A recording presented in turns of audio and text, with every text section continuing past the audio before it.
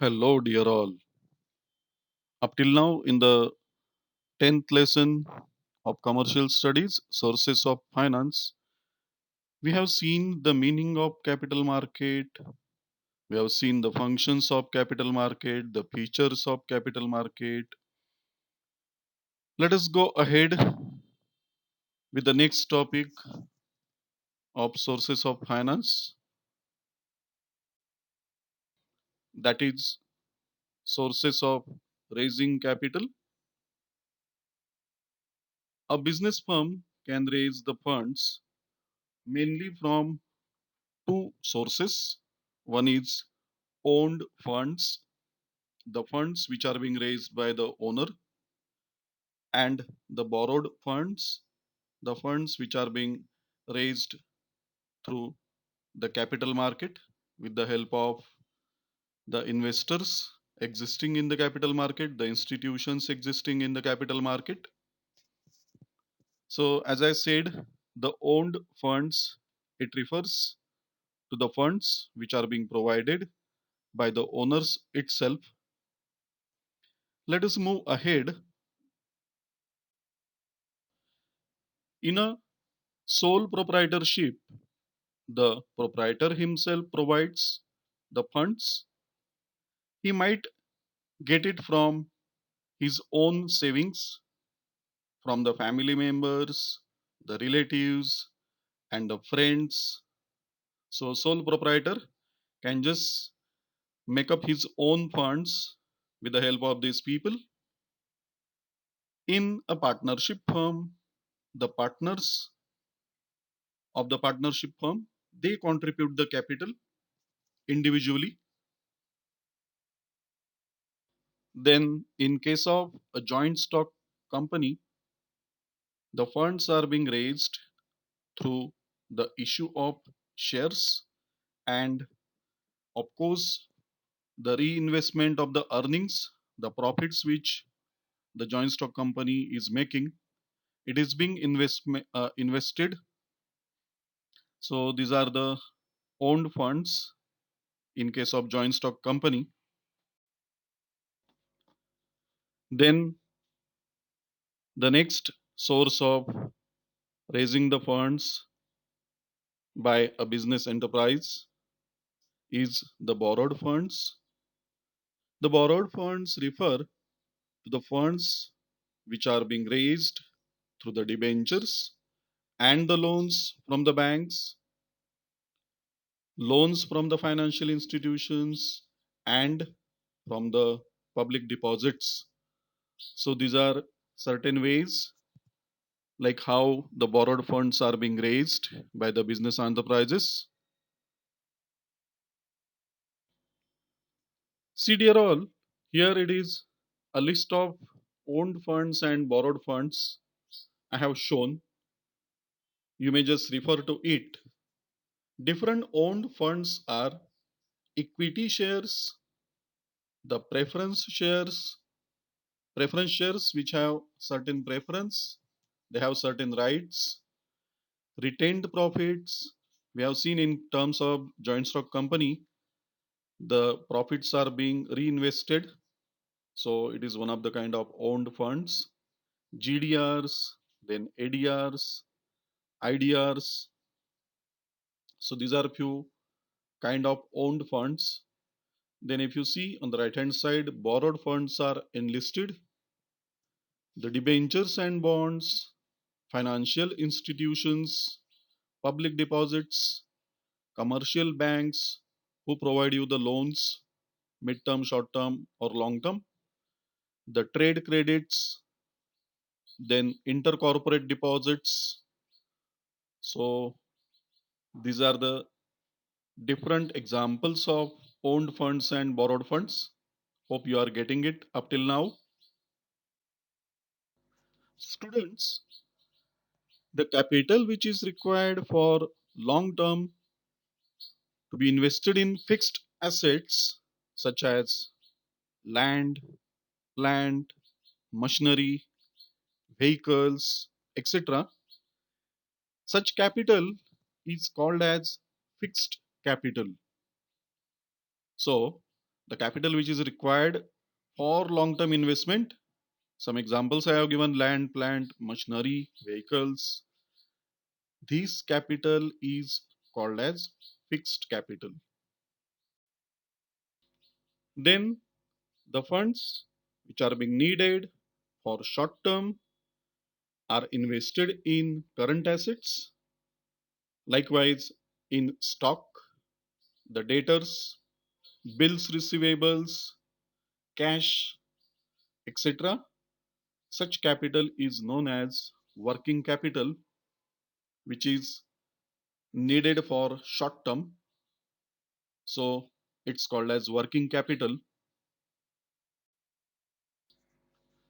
See, dear all, I have enlisted the capital in terms of long term and in terms of short term. The equity shares, preference shares, retained earnings, debentures, financial institutions, they comprise the long term capital. They provide you long term capital. The short term providers are commercial banks, public deposits, trade credits, and intercorporate deposits. So these are certain ways to raise the long term capital as well as short term capital. Long term capital, mostly known as capital which is fixed, and the short term capital which is also known as working capital. Now let us turn to the shares. The issue of shares is the most important source of raising long term finance. The amount of capital to be raised from the members of the public, the general public, is divided into units of equal value. These units are known as shares, and the aggregate value, altogether value of these shares, it is known as the share capital of the company, which is being raised through the public issues. According to Justice Farewell, a share is the interest of the shareholder in the company, which is measured by a sum of money for the purpose of liability and of the interest. That is whatever the earning, the dividend that shareholder is going to earn. It also consists of other rights given by the Articles of Association when the joint stock company is being formed. That time the Articles of Association is defined. So certain rights are being provided to the shareholders. So this was defined by Justice Farewell. What is a share? It is basically the interest of the shareholder as to earn the dividend on the money he is investing, and also he gains certain rights when he becomes shareholder. The shareholders are also known as the owners of the company. The amount of share they hold. So those who subscribe to the share capital, they are called as shareholders.